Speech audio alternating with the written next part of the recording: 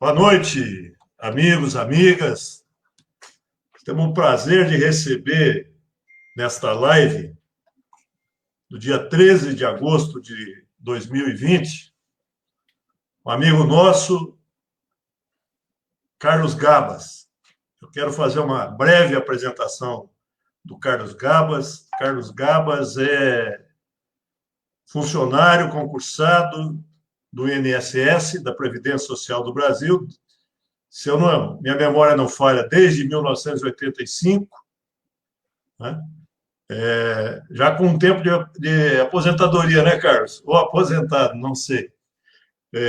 O Carlos também trabalhou nos governos Lula e Dilma, foi nosso ministro da Previdência Social e, atualmente, ele é o secretário executivo, ou seja, o principal gestor, principal administrador de um consórcio de desenvolvimento sustentável dos estados do Nordeste.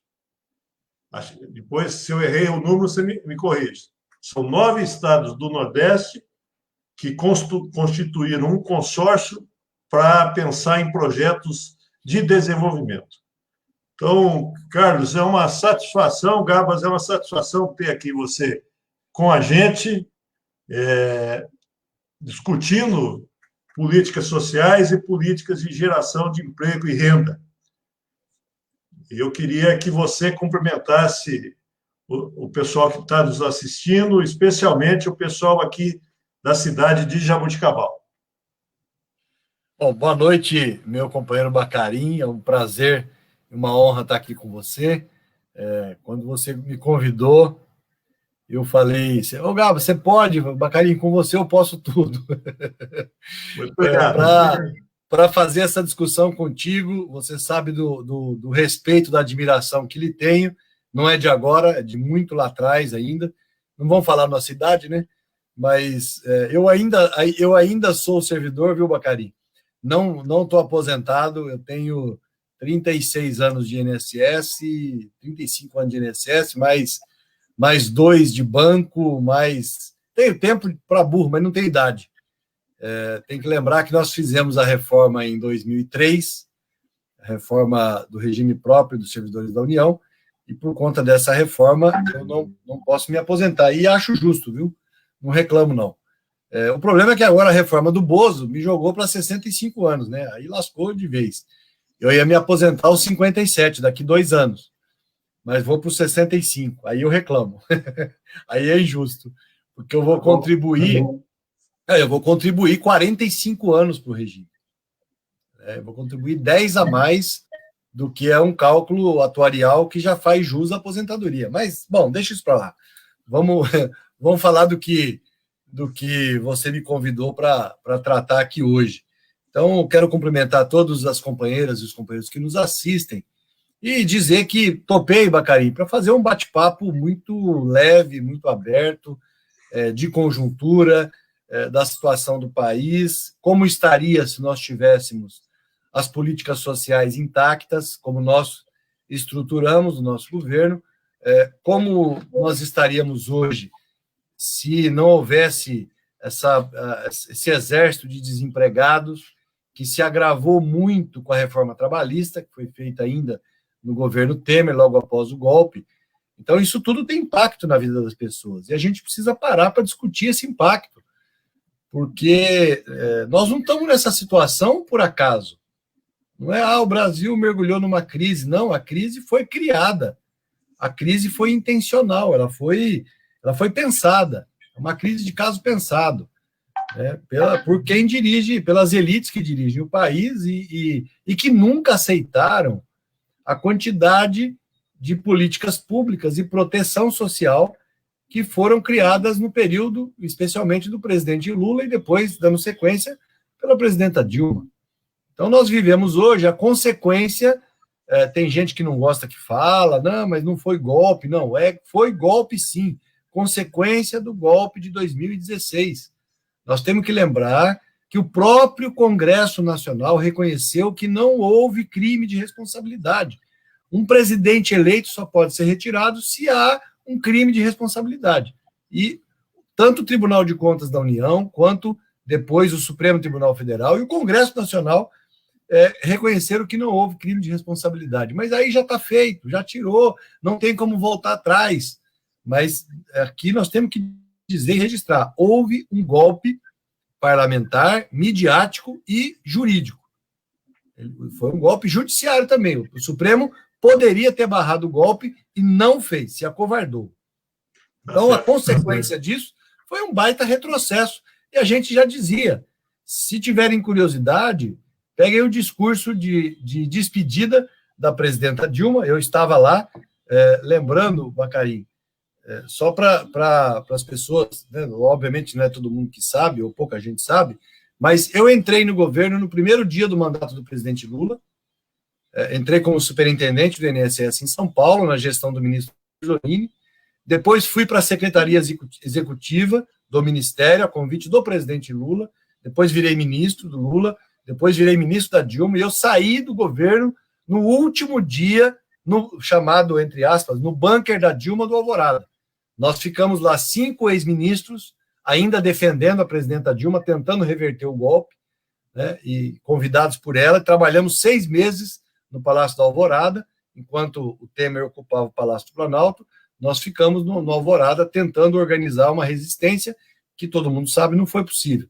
Então, eu vivi esse tempo todo, eu vivi essa época toda, e era uma tristeza, Bacari, você vê a destruição rápida que foi feita das políticas sociais que nós criamos. Então, hoje, o que nós vivemos é a consequência dessa destruição, desse desmonte do sistema de proteção social, que eu pretendo falar um pouco dele hoje com vocês. Tá bom, Gabas. Eu queria até, aproveitando, nós vamos voltar a tocar esse ponto, né? Mas eu pediria a quem está nos assistindo, fora você, deixar seu microfone desligado. Bom, hoje a gente vê um debate, inclusive, no governo, a chamada debandada do Paulo Guedes, né? do secretário do Paulo Guedes, e há um debate sobre o rumo da política econômica. E está se ameaçando, está se dizendo que pode voltar às políticas sociais mais ativas, a uma presença do Estado maior na economia, né? Dentro da estrutura do atual governo. Ou seja, eles estão reconhecendo, embora não deem o braço a torcer, que o projeto neoliberal fez água no Brasil e não sabe direito para onde vão, né? Foi uma experiência muito triste na história brasileira, porque teve um custo social muito grande. Mas eu queria começar explorando um ponto, Gabas, que é muito importante a gente discutir, que é o seguinte, não é? Às vezes a gente ouve as pessoas desmerecerem o serviço público. O serviço público não funciona. Isso acontecia muito com o SUS, né? Está sendo tão importante nesse momento agora. As escolas públicas não funcionam, não têm qualidade, especialmente ensino fundamental, né? Então, o serviço público é de pior qualidade, o Estado é ineficiente e tal. E eu acho que você tem uma experiência que eu muito admiro, que na prática mostrou que isso não é correto, não é verdade, que foi o tratamento. Eu vou dizer um fato pessoal, eu já tenho tempo de aposentadoria, embora não me aposentei, né? E eu precisei fazer uma contagem de um tempo anterior, eu trabalhei 1 ano antes de entrar na faculdade, e eu fui no INSS, há uns 4, 5 anos atrás, buscar uma certidão. Eu fiquei admirado com o atendimento que eu tive e com a prontidão da resposta, né? Então, eu queria que você recuperasse o quanto o governo democrático popular e você, pessoalmente, fez em favor dos aposentados, em tratar bem os aposentados e reconhecer o tempo de serviço e fazer com que as aposentadorias fossem concedidas o mais rapidamente possível. Às vezes, as pessoas jogam para baixo do tapete essas coisas, viu, Gabas? E é bom que a gente destaque quem, de fato, pensa na população e faz serviços a favor da população. Então, você sempre fala isso, eu acho muito bonito. meia hora para tirar a aposentadoria, né? Conta um pouco aí para nós. Não, Bacarim, primeiro registrar aqui que esse trabalho de reestruturação do atendimento na Previdência Social, ele não tem uma responsabilidade única. Na verdade, ele foi feito pelos 46 mil funcionários do INSS na época. Porque quando nós entramos, Bacarim, eu me lembro muito bem, logo em janeiro de 2013, nós tínhamos o atendimento todo terceirizado, o atendimento do INSS era terceirizado, era uma contratação que o Fernando Henrique Cardoso tinha mandado fazer. Nós estávamos há 18 anos sem concurso, só para você ter uma ideia. Em janeiro de 2003, eu era a leva mais nova de servidores. Eu já tinha 18 anos de casa. Eu era do último concurso, que foi o C03/85, que é o que eu fiz de março de 85. Eu fui admitido só no começo de 86, mas o concurso foi em março de 85. Esse foi o último grande concurso da Previdência. Depois não fez mais, começou a terceirizar tudo.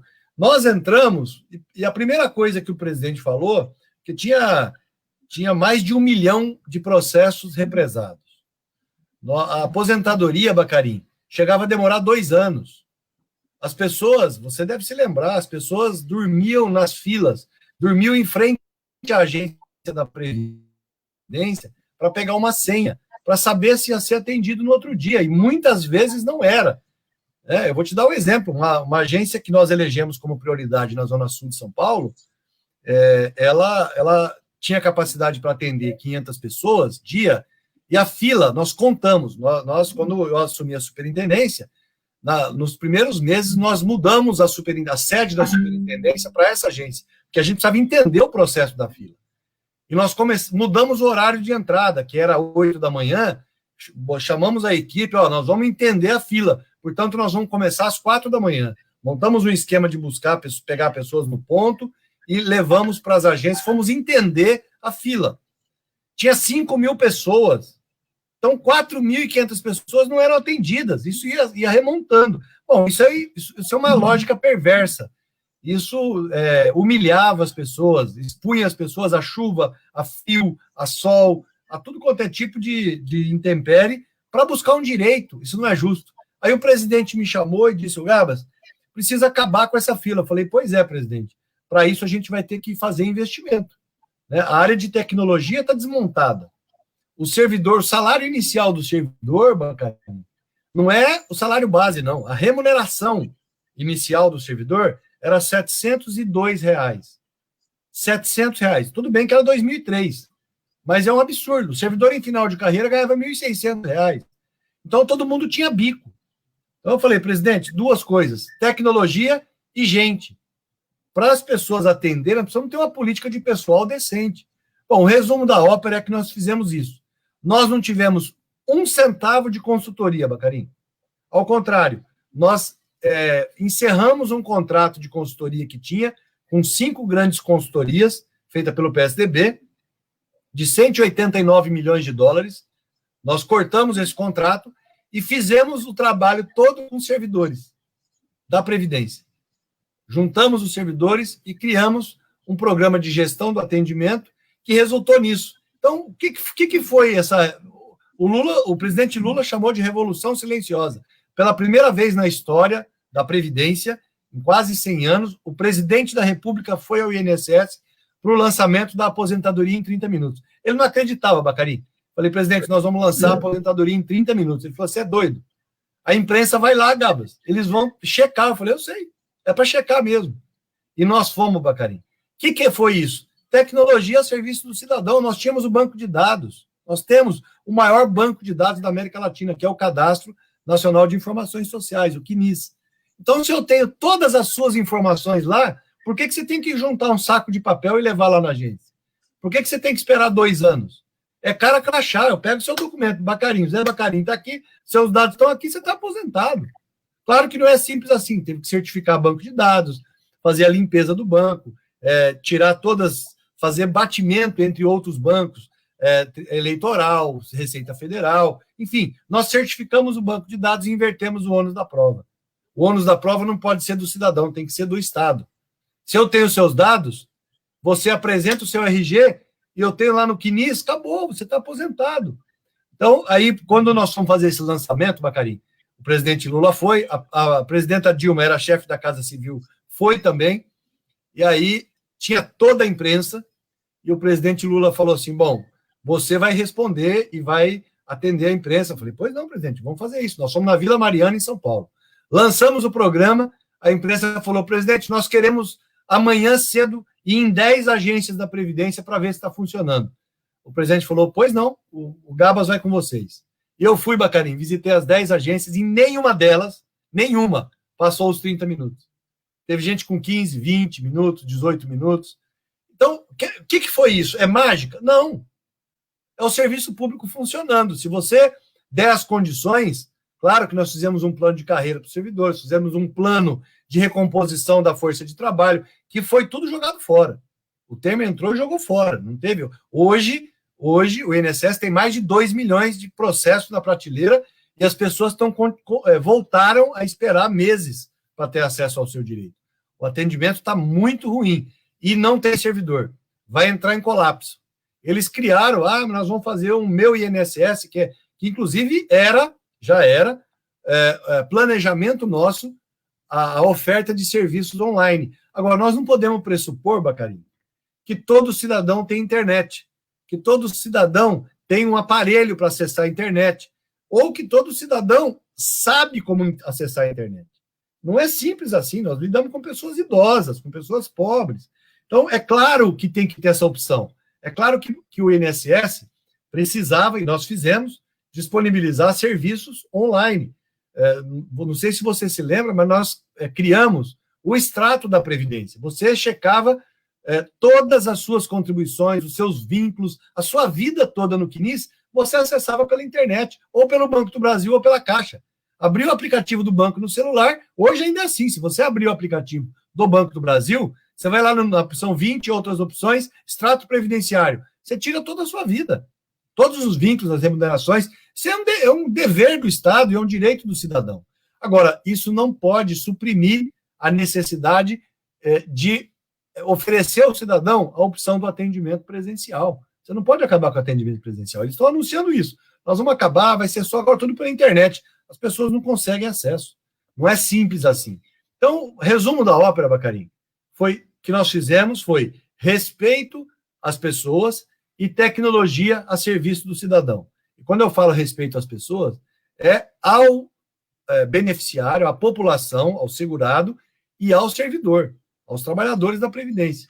Então, foi um processo de muito comprometimento dos servidores e de muita atenção do país a esses trabalhadores. E hoje estão jogando tudo fora, estão falando da reforma administrativa, você vai ver a desgraceira que eles vão fazer no serviço público. É isso que eu queria conversar um pouco com você, Gabas.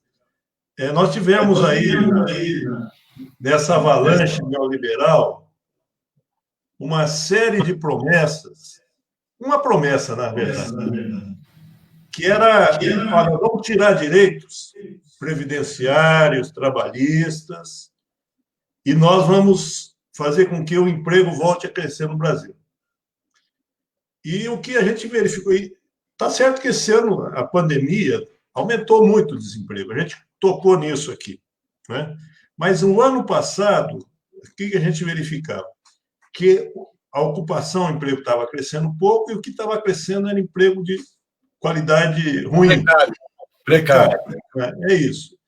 E agora estão falando, Gabas, impressionante, rapaz. Estão falando em autorizar as empresas a contratarem por mês, né, contínuo, metade dos trabalhadores e metade por hora. É isso. Eu fiquei lembrando do tempo, estou lembrando do professor Gebara, que é um colega nosso aqui, que a gente trabalhou junto na faculdade. Quando a gente lutava com os trabalhadores rurais, com os boias-frias, para eles terem carteira de trabalho assinada, não ser um trabalho eventual. Agora está se falando em autorizar as empresas a contratar os trabalhadores por hora e manda embora. Quer dizer, eu queria que você comentasse, isso resolve o problema da economia, resolve o problema social? Você tirar direitos? Não é que ser contra reformas, não é isso, né? Você já citou uma reforma aí de 2003 que teve aspectos justos. Mas tirar direito simplesmente e garantir que vai recuperar emprego, isso resolveu no país? Não, nunca resolveu, Bacarim. Vamos separar as coisas. Vamos falar do que nós fizemos nesses 3 governos e meio que nós tivemos. Vamos lembrar que nós criamos 20 milhões de empregos, sem tirar direito. Ao contrário, nós criamos o crescimento real do salário mínimo, a correção do salário mínimo com a inflação mais o PIB, isso deu um ganho real do salário mínimo de quase 100%. Lembrar que, falando em dólares, o nosso sonho, o sonho do Paim, por exemplo, era um salário mínimo de $100. Nós chegamos a $360 de salário mínimo. Então, é possível, nós já mostramos que é possível criar empregos de qualidade, com proteção social, com direitos trabalhistas, sem desmontar, sem fazer essa desgraceira que eles fizeram no país.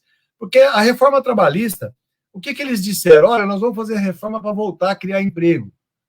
Não é verdade, não voltou a criar emprego, nem os precários, Bacarim. Nós não recuperamos o nível de emprego. Nós temos que lembrar que em 2014 nós tínhamos pleno emprego no país. Em pouco tempo nós temos 13 milhões de desempregados.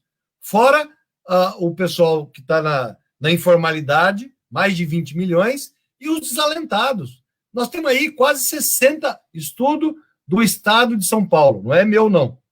Jornal O Estado de São Paulo. Pode dar um Google aí que vocês vão achar. 60 milhões de pessoas estão desempregados ou em condições precárias ou subempregados. Isso é um absurdo. Nós passamos de uma situação em 2013, 2014, boa para os trabalhadores, para uma desgraceira em tão pouco tempo. Eu nunca imaginei, Bacarim, que era possível desmontar o Estado social que nós criamos em tão pouco tempo, logo após o golpe. Né? E isso não resolve. Por que não resolve? O que você comentou, eu vou fazer um link aqui com a debandada da equipe econômica. Eu não acho, não acredito de forma alguma que o Bolsonaro percebeu isso. O Bolsonaro é uma topeira. Quem deve ter percebido é um conjunto, e aí eu não sou militarista, não defendo os militares, mas é um conjunto de generais que tem tutano, que perceberam que a política do Guedes vai levar a gente para o buraco, já está levando para o buraco. Então há um confronto interno dentro do governo que, olha, e o Bozo aproveitou, falou, bom, deu R$600, aliás, ele não deu, ele propôs R$200. Quem ampliou para 600 foi o Congresso Nacional, a oposição, o PT, os partidos de esquerda que transformaram os 200 em R$600. Então, esses R$600, ele viu que subiu a popularidade dele, ele já está de olho na reeleição. O que ele vai fazer? Na nossa avaliação, na minha avaliação, uma articulação de uma área dos militares é tirar poder do Guedes, que é privatista, que é neoliberal até o último fio de cabelo, que é outra topeira, porque está enterrando o país. A política dele concentra a renda. Se você vê, Bacarim, também está aí na internet para quem quiser pesquisar, os mais ricos ficaram muito mais ricos agora na pandemia, quase 30% mais ricos. Acumularam bilhões de reais. Os bancos na pandemia estão tendo lucro. O que explica isso? Política de concentração de renda. Ora, se você concentra a renda, você está tirando de alguém. Os trabalhadores estão empobrecendo, a renda média do trabalhador caiu assustadoramente. A proteção social despencou. As pessoas estão em situação precária. Quem que ganha com isso? Nós desindustrializamos o país. Nós desmontamos a indústria nacional. O rentismo tomou conta da política econômica do país. E isso é um elemento de concentração de renda. Você não distribui renda, você não gera emprego, você não paga salário. Então, quem vai consumir? Eu não estou falando consumir pelo consumir, não. É coisa básica. As pessoas não estão conseguindo comer, as pessoas não estão conseguindo pagar suas contas. Né? E isso derruba a economia do país. Isso está levando a gente para um buraco sem fundo. Quando a gente acha que chegou no fundo do poço, tem um fundo falso. Ele afunda mais ainda. Então, percebendo isso, na minha avaliação, eles deram agora uma reviravolta. Eu penso que internamente eles já anunciaram que vão recuperar os programas sociais. Ele já falou na Minha Casa Verde e Amarela, no Renda Brasil. Ele está mudando o nome das políticas que nós criamos para atender, de alguma maneira, minimamente o povo e voltar a ganhar popularidade para ele ganhar a eleição em 2022. E quero dizer aqui, Bacarim, que tem um risco grande, na minha avaliação, tem um risco grande dele se reeleger em 2022 se a gente não unificar o campo da esquerda, né, e não disputar os votos do centro. Porque qual é o cenário que eu vejo? Você tem 3 possíveis candidatos fortes para 2022. Tem o próprio Bolsonaro, que já se disse que é candidato, vai para a reeleição e vai com força. Se tudo correr bem, e está correndo até agora, o presidente Lula deve ser candidato em 2022. E nós temos aí o paladino da justiça, aquele ex-juiz que é bandido, que cometeu crimes e vai ter que pagar por eles, chamado Sérgio Moro. Esse cidadão também é o candidato da Globo, é o candidato dos limpinhos e cheirosos. Então, nós temos 3 candidatos fortes. O Bozo não quer o Moro. O Bozo vai trabalhar para não ser o Moro, porque ele sabe que numa disputa em segundo turno com o Moro, o Bozo perde. Eu avalio que se a gente trabalhar direitinho, ele também perde para nós no segundo turno, para o presidente Lula. Ele perde. Agora, nós temos que trabalhar direitinho, unir a esquerda e disputar esses votos. Porque a fábrica de fake news dele está danificada. A gente conseguiu danificar essa fábrica pela CPI das fake news, pela investigação que o Supremo Tribunal Federal fez nos empresários que bancaram as fake news. Então, a gente conseguiu um pouco danificar o esquema dele. Mas ele vem forte. Os empresários vão continuar bancando o Bolsonaro porque tem interesse nas privatizações, no desmonte do Estado Social e na concentração de renda. Porque está provado. Quem ficou mais rico na pandemia? Os ricos. Quem ficou mais pobre? Os pobres. Essa é a lógica da nossa elite, né? Então, não vai ser uma tarefa fácil. Agora, é possível a gente enfrentar isso para 2022 e começa agora, Bacarim. É por isso que eu lhe disse recentemente que você cumpre um papel fundamental disputando as eleições em Jaboticabal. Cumpre um papel fundamental porque você vai dialogar com a sociedade o que de fato está acontecendo no país. Não é possível que as pessoas não enxerguem o caos que esse cidadão meteu o país, nacional e internacionalmente. É um absurdo. E sem contar, eu vou combater a corrupção. Mentira! Como é que o Flávio Bolsonaro explica pagar um apartamento em dinheiro, 638 mil, foi inquirido pela PF? Eu não lembro. Quem que esquece de ter pago um apartamento à vista, em nota? Imagina a pacoteira de dinheiro que é 638 mil. O cara, não me lembro, eu esqueci. Tem dinheiro da milícia depositado na conta da Michele. 74 mil reais depositado na conta da primeira-dama. A ex-mulher comprou um apartamento em dinheiro. Vem cá, de onde que vem isso? Não tem que explicar esse negócio, né? Pois é. Eu acho que muita coisa vai ter que ser explicada, né? Muita coisa. E eu diria para você o seguinte, olha, se tinha um projeto neoliberal que eles tentaram fazer com o país, já fez água. Já fez água e estão, como você disse, querendo dar outros nomes, tá? Renda Brasil para o Bolsa Família. Eu lembro quantas críticas nós recebemos ao Bolsa Família, o quão bem o Bolsa Família fez à população brasileira, e o pessoal criticava, xingava, às vezes vilipendiava, essa que é a verdade. Né? Agora está se mostrando que é correto você ter uma proteção social, senão a crise no Brasil seria muito maior. Não é?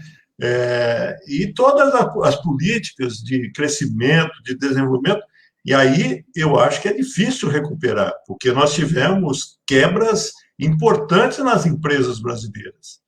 Né? Eles não combateram a corrupção. Não é isso, ninguém é contra combater a corrupção. Eles destruíram empresas nacionais. Né? Você quer combater a corrupção, mas não destrói empresa. É isso que eles fizeram. Carinho, deixa eu pegar um gancho aí no que você está falando. Isso foi deliberado. Agora ficou provado que tinha uma equipe de americanos aqui no Brasil. O documento que foi assinado nos Estados Unidos, que era o plano deles de intervenção nos países, era via combate à corrupção para destruir as empresas. Por quê? Porque as nossas empresas estavam competindo com as empresas americanas. As nossas construtoras estavam fazendo obras lá fora. Eles acabaram aeroporto de Miami, né? O aeroporto de Miami, que é o Odebrecht que fez. Pois é. E estava fazendo obra em todo quanto é lugar.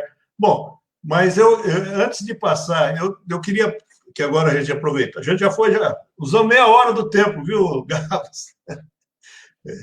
É muito legal, essa conversa está muito boa. Mas antes de passar para a sua ação atual, né, que a gente tem muita curiosidade, o que vocês estão construindo nesse consórcio, eu queria só dar uma passada aqui rápida pelo pessoal que está nos assistindo, viu?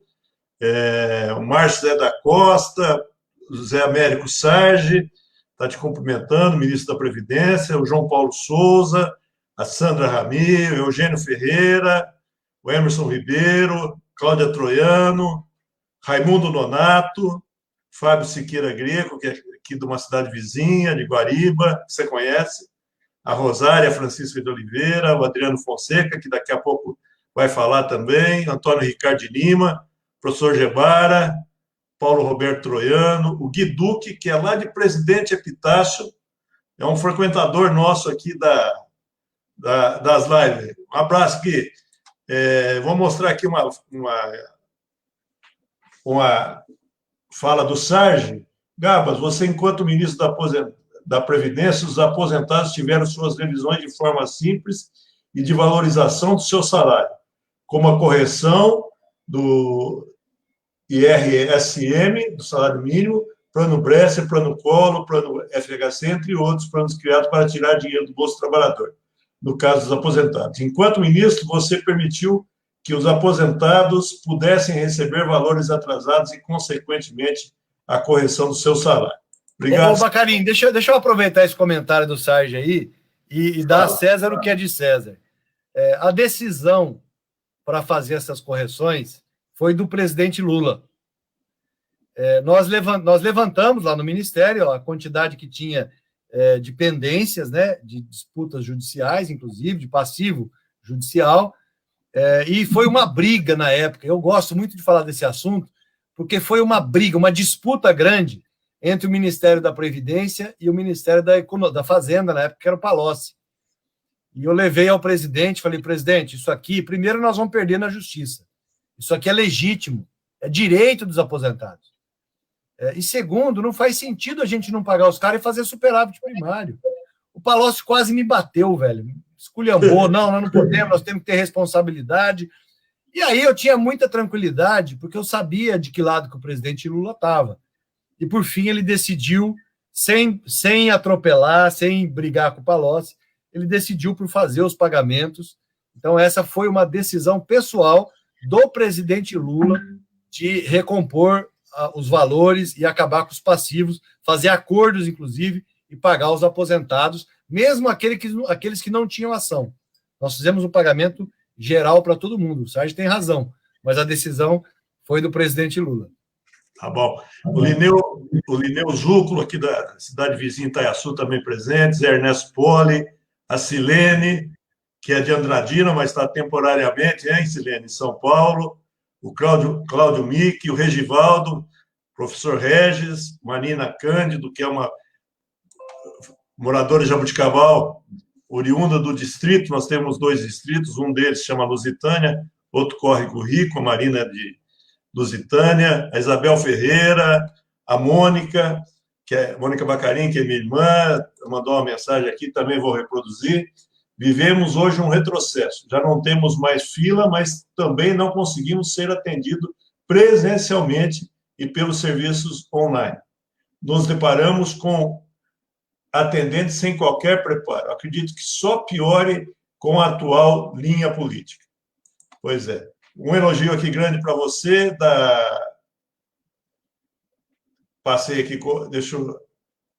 Ô, Bacarim, deixa os elogios para lá, vamos falar da... Não, tem uma pessoa aqui que... a Miriam Barbosa de Biasi. Miriam, grande gerente nossa de Taubaté. Trabalhamos tanto para prestar serviço de excelência, hoje tudo está se perdendo. Meu amigo e eterno chefe Carlos Gabas. É bom ser reconhecido por coisas boas que a gente faz, viu, Gabas? Mas deixa eu falar. Miriam é generosa e Miriam foi uma das melhores gerentes nossas. Mas vamos lá, Bacarim. Nosso tempo é curto e tem bastante coisa para a gente falar ainda. Neide Maximiano, Sérgio Sanches, acho que eu passei por todos que te cumprimentaram e estão aqui com a gente. Bom, Gabas, é o seguinte, eu sei que você agora tem vou falar o cargo, né? Secretário Executivo, que é o principal gestor, não é o condutor político do consórcio. O consórcio é conduzido pelos governadores e pela governadora, né? Nós temos uma governadora no Nordeste. A única governadora do país. A Fátima Bezerra, do Rio Grande do Norte. São mais 8 governadores, depois você me corrige se eu não errei na conta. Certo, tá certo. E eles são os coordenadores políticos desse consórcio. E você é o gerente, é o diretor executivo, né, desse consórcio. E é uma pergunta que eu gostaria de fazer para você. Dá alguns exemplos de políticas públicas de geração de emprego, renda, porque às vezes a gente fala, não, o empresário vai cuidar disso. Ele está observando que não é bem assim, né? O empresário tem seu papel na sociedade muito importante, mas o Estado tem um papel indutor muito, muito, muito importante também. E no Brasil, isso, em vários momentos, isso aconteceu. Então, eu queria que você falasse um pouquinho sobre essa experiência de induzir crescimento, além das políticas sociais, né? Que são muito importantes, especialmente na região do semiárido. Ô, Bacarim, antes de entrar no assunto consórcio, eu queria rapidamente falar um pouco sobre a lógica. É importante que os nossos militantes, as pessoas que nos assistem, que são de... A Manu tá aí? Traz ela aqui. Ô, Bacarim, eu vou me permitir aqui interromper 1 minuto para mostrar o mais novo amor da minha vida. Vem aqui, minha doida. Oi, gostosa. Olha isso, Bacarim. Fala oi. Não falo ainda. Isso aqui é a paixão da minha vida. A mais nova. Tá, deixa eu terminar aqui, que o tempo é curto. Desculpa a propaganda. Mas pensa um avô babão, sou eu. Vamos retomar aqui. Bacarim, você está aí? Sumiu.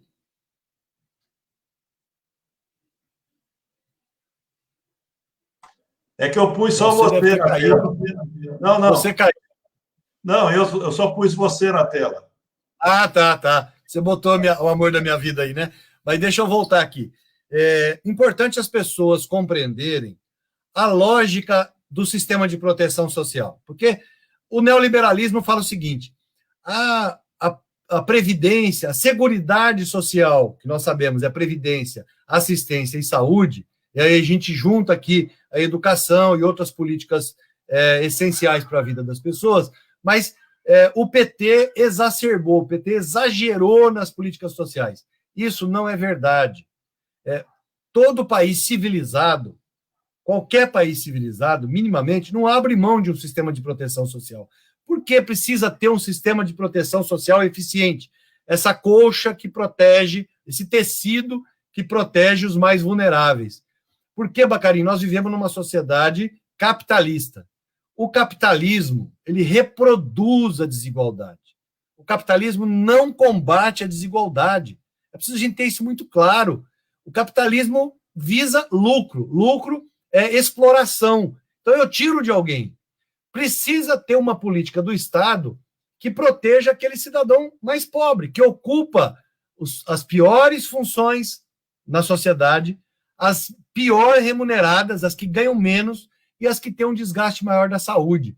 Mas de onde vem isso? Do nosso sistema escravagista. O Brasil foi colonizado embaixo de uma lógica de escravidão e de latifúndio. Quem não se lembra das capitanias hereditárias? Então, a divisão da terra, a divisão da riqueza no país, ela sempre foi feita pelas pessoas que tinham poder. Nunca foi dividido, nós nunca dividimos riqueza. Em alguns poucos momentos da nossa história, nós dividimos renda com políticas públicas, mas riqueza nós nunca dividimos. Ela é concentrada e ela passa de pai para filho. A herança não é tributada. Tributada 5%. Na média. Nos países civilizados, é 50%. Aqui é 5%. Por quê? Você precisa garantir que aquele patrimônio acumulado passe para os filhos, para os netos, para gerações futuras. Isso vem desde o descobrimento. Isso vem, Bacari, na verdade, na sociedade, vem desde a Idade Média. O que era as comunidades na época? Como que viviam as comunidades? Você tinha um rei, o suzerano, e tinha o vassalo. Se você nascia do lado de lá do muro, você era da família real, você nunca trabalhava, você explorava os vassalos. E o que os vassalos, os escravos faziam?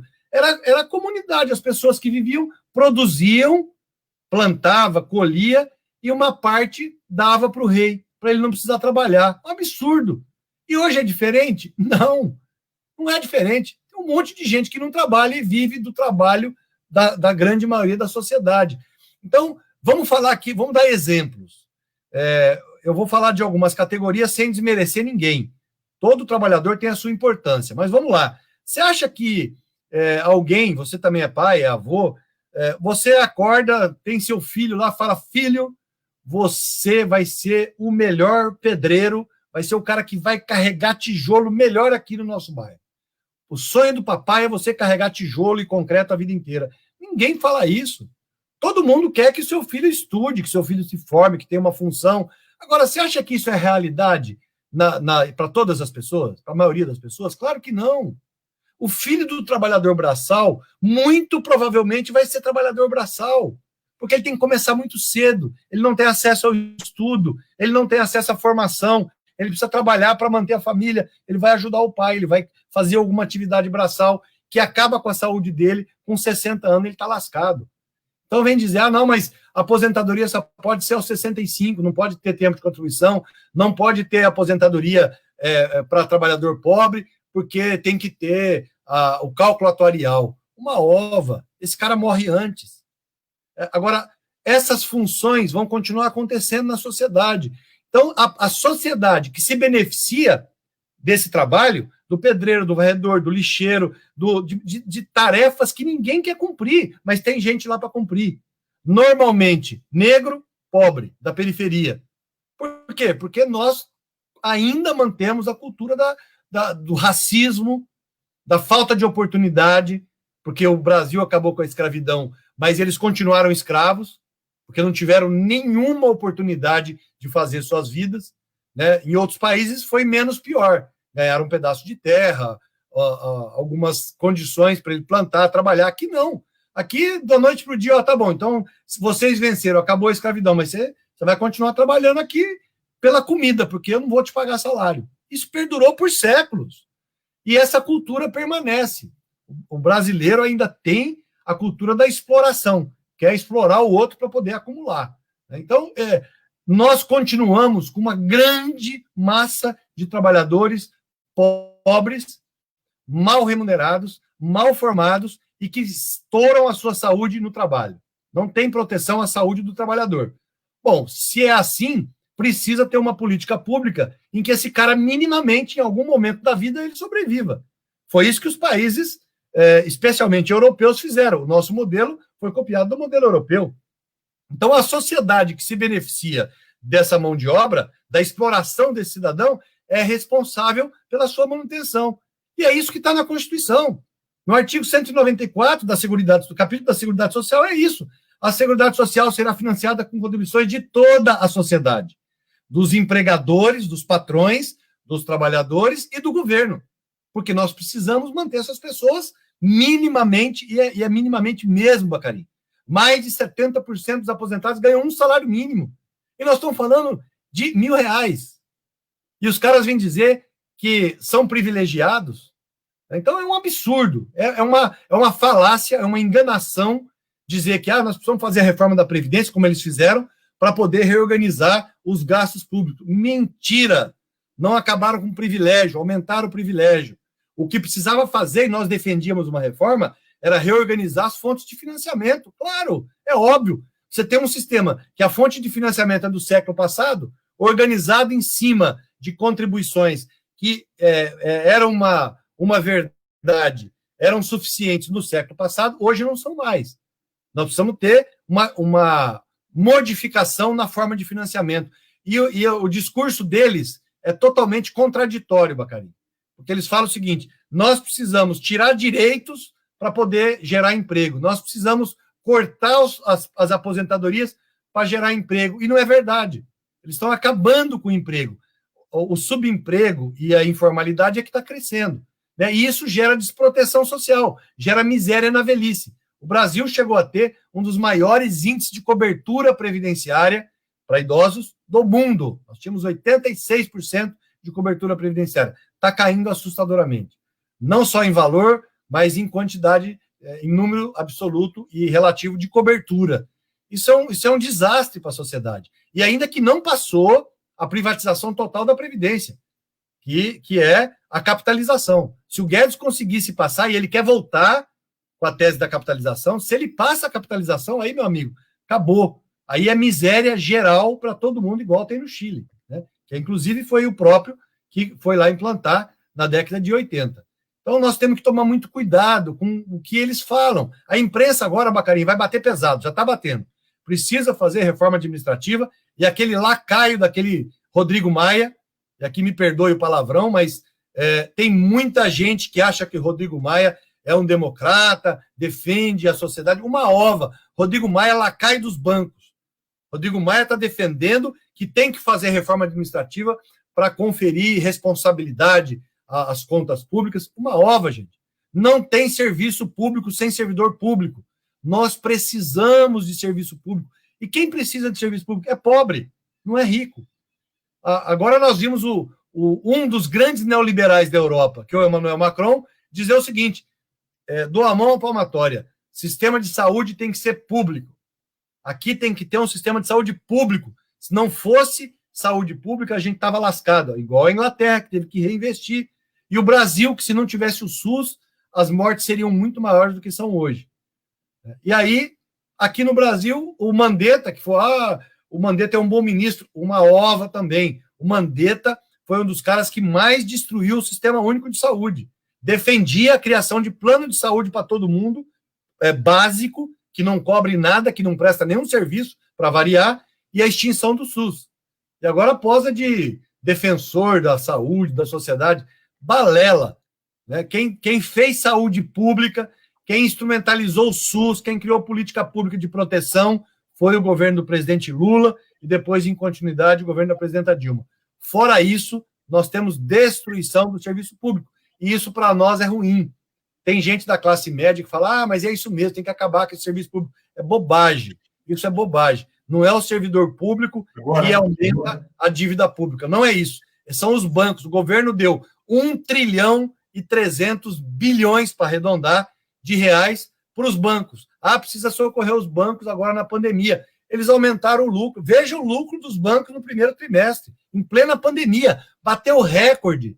Isso não é justo. Isso não é razoável. Eu queria entrar nessa discussão, né? Você falou do dinheiro para os bancos e foi criado pelo Congresso Nacional um programa que chama Pronamps, né? Que é de financiamento das empresas, capital de giro, com período de carência grande, para pagar mais para frente, com juros de 5% ao ano. Bom, que não está rodando. Que não está rodando. Não, pois ficou no papel, né? Isso era muito importante. Eu tenho recebido, você lá no Nordeste também, né, no consórcio deve ter recebido muito. Imagina o turismo, né? O Nordeste tem uma importância, tem uma parte muito turística, o sofrimento. Então, eu tenho conversado com microempresários, com pequenos empresários, eles estão desesperados, né? Tem uns que não estão nem aí, né? Vai estourar na cabeça do trabalhador, ele que se lasque. Mas tem outros que não pensam assim, querem manter os empregados, né? E não tem capital, não tem dinheiro para fazer isso, né?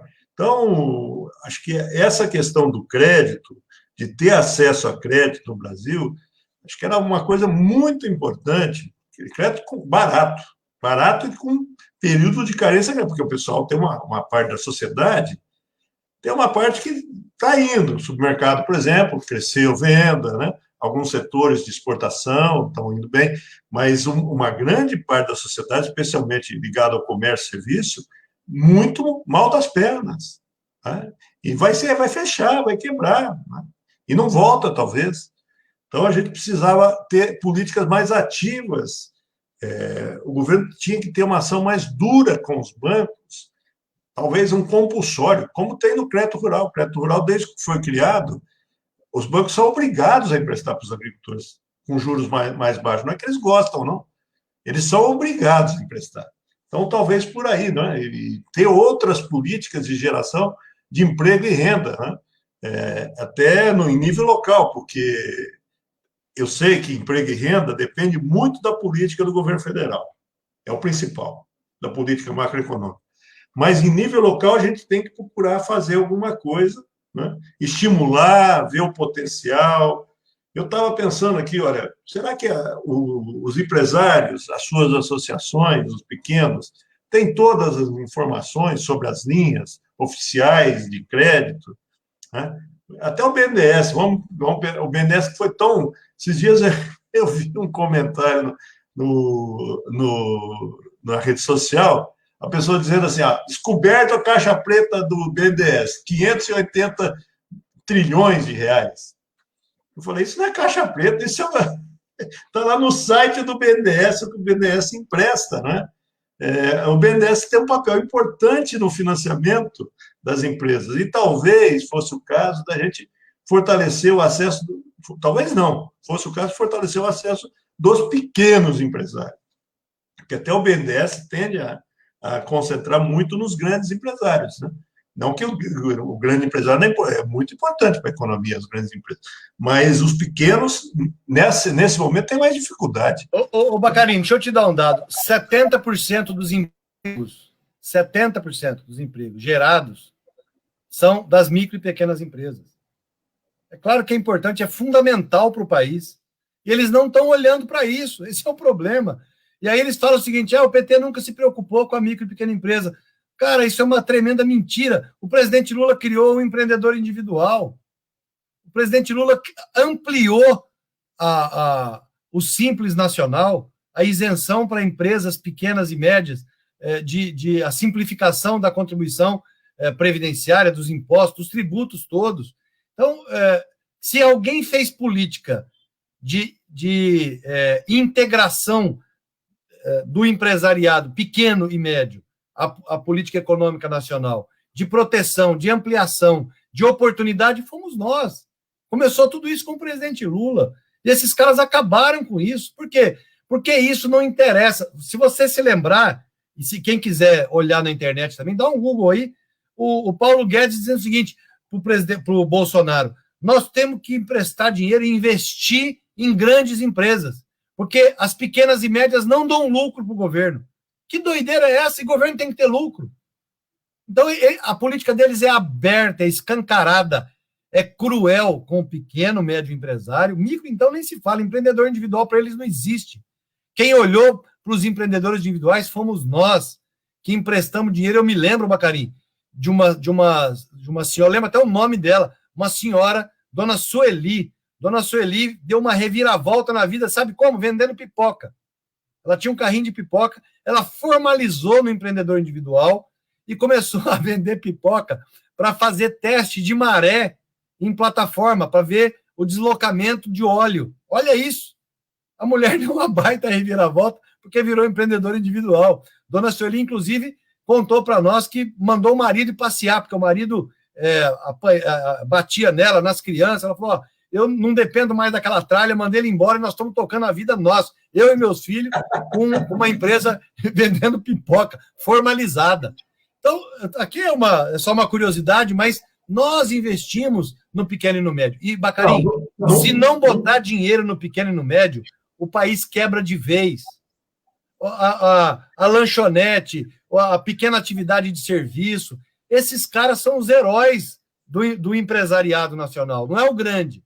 O grande virou rentista. Os caras fizeram uma financiarização da atividade econômica do país e eles ganham mais investindo no mercado financeiro do que produzindo. Não estão nem aí para a produção. Não, é o pequeno e o médio que toca o país. Esse dado que você já citou, que saiu hoje, né? que os ricos acumularam mais na pandemia, isso é uma coisa, sabe? Porque o que eu estou percebendo o seguinte: eu tenho conversado com muitas pessoas e tem pessoa que está usando esse período duro que nós estamos passando para crescer. Então, as pessoas, algumas, não sei se depois voltam atrás, né? Mas as pessoas têm dito o seguinte: olha, eu percebi que eu fazia muita extravagância. Eu levava uma vida que eu não precisava. Eu estou com uma vida mais simples, né? E a vida é tão boa, mais simples, quando eu fazia extravagância. Né? Então, as pessoas estão ficando mais comedidas, algumas estão recuperando os laços de solidariedade. Isso é bom. Agora, tem uns que lucram, não abrem mão, né? E ficam mais ricos numa pandemia. As pessoas lutando para que um auxílio emergencial de 600 vá até o final do ano. Acho que é uma luta fundamental, porque quem segura... Você disse que o microempresário, pequeno, fundamentais, que tem condição, mas quem compra, muitas vezes, do pequeno comerciante é aquele que recebe o salário mínimo, né? Então, a renda básica, a garantia de renda, é a tal da roda positiva da economia, né? Você dá dinheiro para os mais pobres, não, é um direito. Não tem esse negócio de doação, é um direito, né? A alimentação adequada, a segurança alimentar, a sobrevivência, e ele gasta com o pequeno, com o médio empresário, com o microempreendedor, e isso vai girando a economia, né? Trazendo... E não sei se você reparou, eu queria só destacar mais duas, o Lucas, o Cordeiro Rigonato, que está sempre com a gente, o Aparecido Ojage, que é o Pelão, o Gilmar Dominici, conhecido seu, e o Luiz Paulo Martins também aqui com a gente. Boa noite, Luiz Paulo. Gilmar é meu colega de governo. É isso aí. Mas eu acho que duas coisas são muito irritantes, né, nesse momento. Primeiro, os episódios de racismo, de prepotência. O episódio mais grave da semana foi uma juíza que devia estar presa, porque crime de racismo é inafiançável no Brasil, até onde eu saiba, eu não sou da área, mas ela colocou na sentença dela que a responsabilidade do crime era a raça da pessoa. Absurdo, né? E várias manifestações, várias, porque vem lá da presidência, viu? Isso é lá de cima, Claro. Né? E esse acúmulo de riqueza. Então, acho que nós precisamos inverter as prioridades desse país. Fazer esse debate. Esse país tem capacidade de ter uma melhor distribuição de renda, né? Gabas, eu só vou colocar aqui, tá? O professor Adriano está nos esperando desde o começo. Eu vou colocar para ele. O professor Adriano é professor e diretor de uma escola de um bairro muito, muito popular aqui, a 1º de Maio, né? Escola Dona Aurora. Então, eu vou pedir para o Adriano, sendo breve, né, Adriano, que nós precisamos. E a live já durou. Eu preciso falar 1 minuto sobre o consórcio. Tá bom, é isso. Vai lá, Adriano. Boa noite, Gabas. Boa noite, Bacarim. Muito obrigado. Adriano, tudo bem, meu velho? Como vai? Tudo bom, Gabas? Há quanto tempo? Tudo bem. Prazer em estar com você aqui. Prazer é meu. Espero que em breve possamos nos reunir fisicamente também, né? Poxa, velho, eu tô com saudade de abraçar os amigos, viu?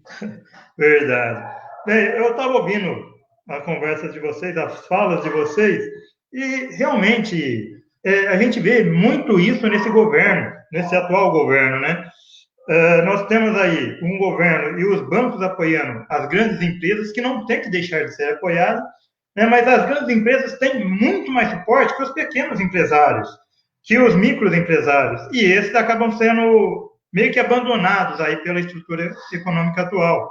Muitos estão sendo obrigados a dispensar funcionários, a fechar as portas, porque não estão conseguindo sobreviver à pandemia, né? E nós temos aí, infelizmente, o aumento da miséria e da extrema miséria. O aumento do desemprego vai criando um efeito cascata nesse ponto, né? Muitas pessoas aí que tinham melhorado de vida entre o ano 2003 e 2014, 2015, aí tinha tido uma melhora aí significativa, gerando renda no país inteiro, voltou. Eu vi uma notícia que, se eu não me engano, foram 170 mil pessoas que voltaram para a extrema pobreza nos últimos anos. Isso eu acredito que é um absurdo. E o Brasil tem dinheiro. Foi deixado, né, no final, antes do golpe dado à presidenta Dilma, nós deixamos aí uma verba, né, muito boa. 360 bilhões de dólares. Pois é. E o governo atual está queimando com quem? Com os bancos, ao qual você mesmo falou que aumentou o lucro. Eles estão dando dinheiro para banco. E o banco está fazendo o quê? Emprestando para quem esse dinheiro? Cadê a população mais carente, o pequeno e o microempresário que não recebe? Então, nós temos que ter um olhar muito diferente. Eu acredito que o governo está fazendo uma economia inversa, né? Ele está cuidando daqueles que não precisam ser cuidados e está desamparando as pessoas que mais necessitam. Eu acho um absurdo isso, Gabo, professor Bacarini. Isso explica a ampliação da concentração de renda, Adriano. É uma opção, é uma visão de mundo deles. Né? Se nós lembrarmos, desde o primeiro dia do mandato do presidente Lula, ele trabalhou para incluir pessoas, olhar para aqueles que nunca foram olhados. E eu ficaria aqui, Adriano, horas dando exemplos e contando histórias, que eu tenho um privilégio enorme de ter acompanhado o presidente Lula em várias situações. Tem histórias fantásticas que mostram quem é esse cidadão. O Lula, Adriano, vai ter que ser estudado. Não vai nascer outro em 1000 anos.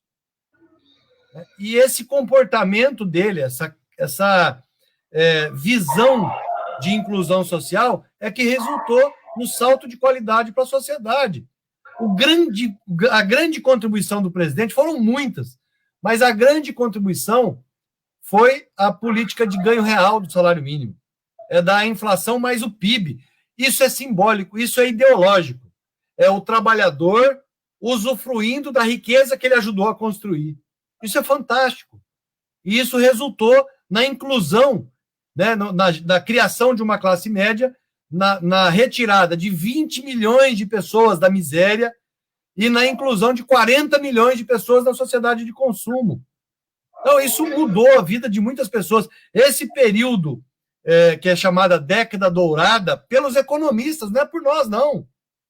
Se você pegar todos os economistas neoliberais, inclusive, dos 10 anos, dessa década dourada, eles vão citar a transformação que aconteceu no Brasil. Se você pegar a própria Rede Globo, o que ela falava na época, as manchetes que existiam, porque era verdade.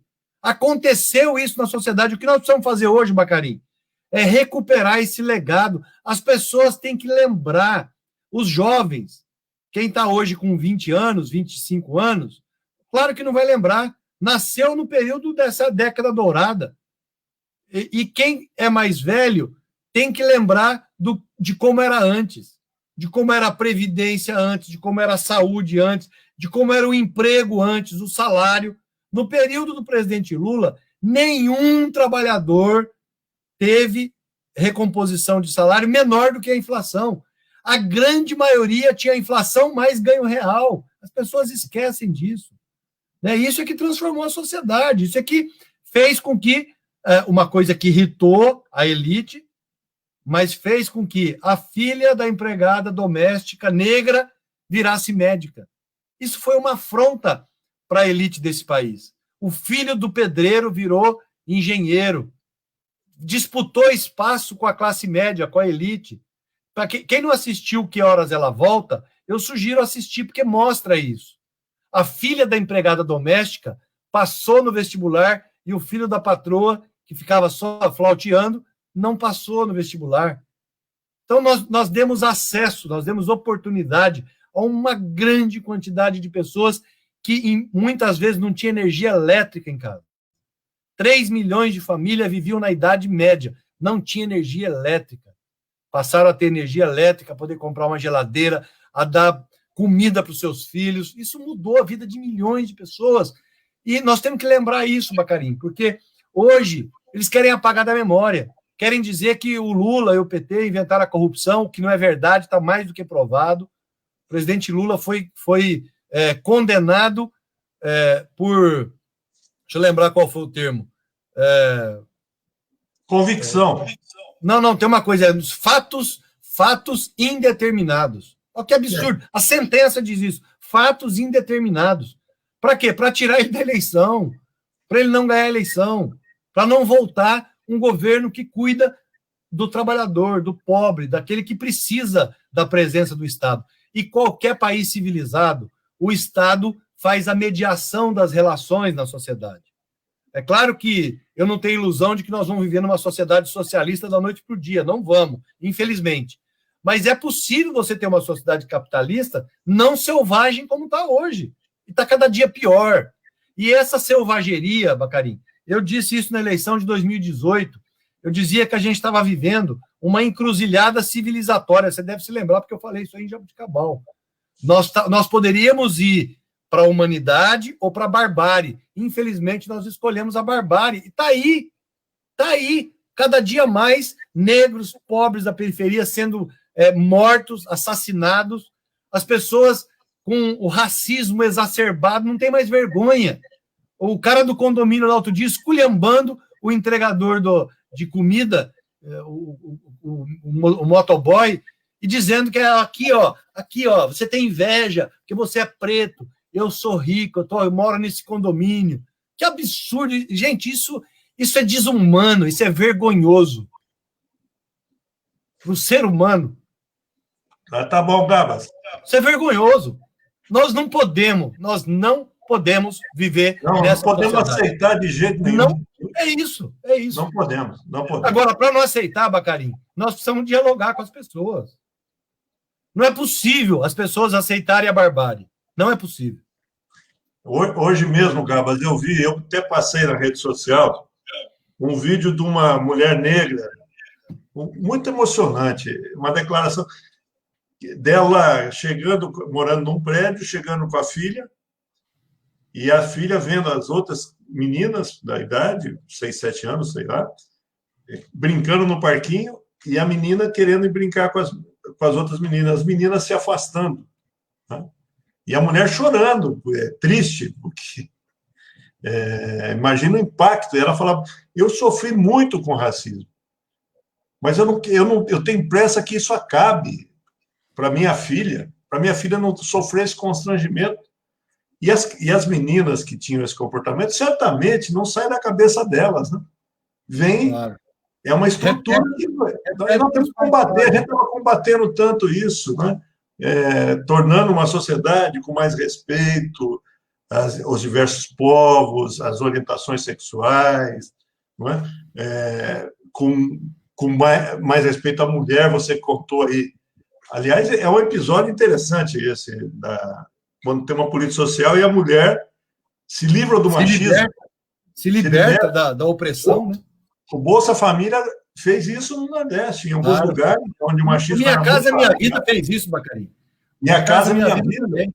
Temos que lembrar que as casas eram dadas só para as mulheres, não era para homens. O Bolsa Família também, né? O Bolsa Família também é assim.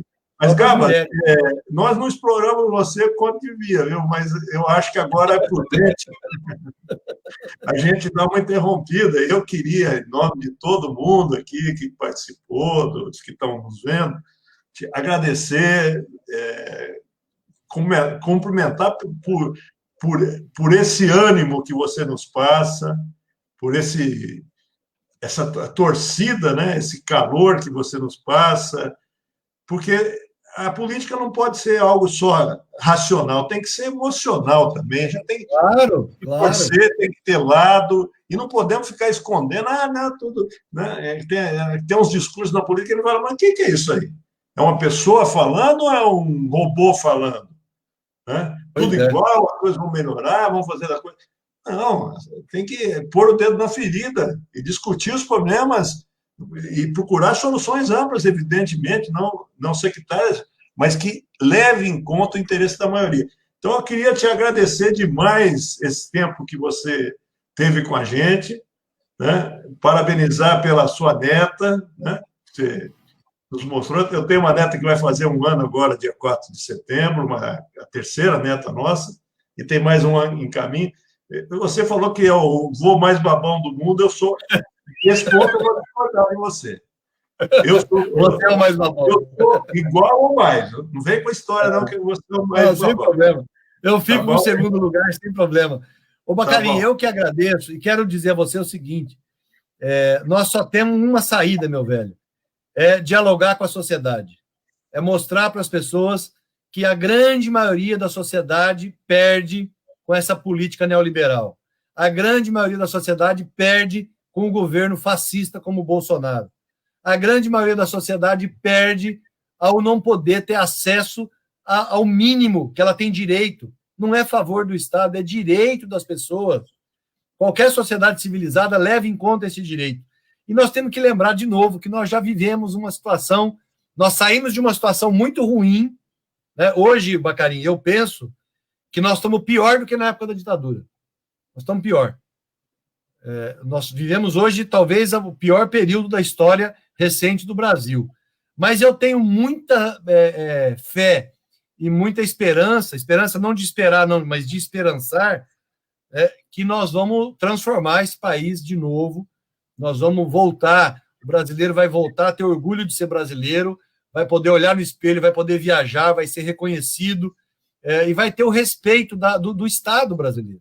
Hoje o Estado brasileiro não respeita o cidadão, não leva em conta o cidadão, e nós precisamos desse Brasil de volta. Então eu quero agradecer, Bacarim, e por fim, eu deixei pelo fim mesmo, dar os parabéns, né, pelo aniversário da Claudinha. Claudinha, hoje, 13 de agosto, faz aniversário.